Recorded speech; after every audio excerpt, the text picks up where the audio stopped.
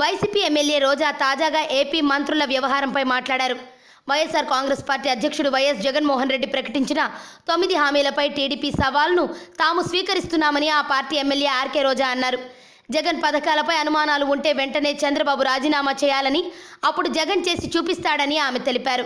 TDP బుర్రపెట్టి ఆలోచిస్తే 2019 నాటికి 10 లక్షల కోట్ల బడ్జెట్లో వైఎస్ జగన్ చెప్పిన పథకాలన్నీ ఖచ్చితంగా అమలు అవుతాయని ఆమె వెల్లడించారు.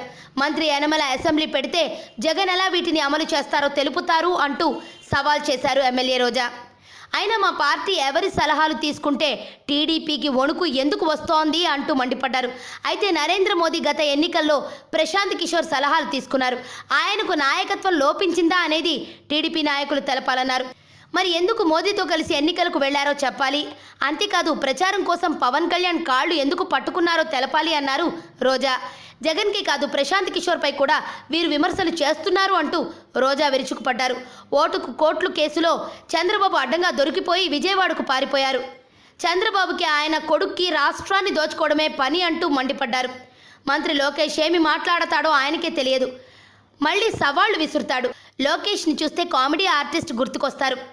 అసలు ఆయన యాష్ట్రేకు ఎక్కువ, డస్ట్బిన్కు తక్కువ.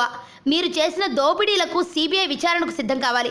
మీ నాన్న ప్రతిపక్షంలో ఉన్నప్పుడు outer ring road, Paritala Ravi హత్య కేసులో ఆరోపణలు వస్తే దమ్మున్న మొనగాడు కాబట్టే వైఎస్ రాజశేఖర్ రెడ్డి సిబిఐ విచారణ వేశారు.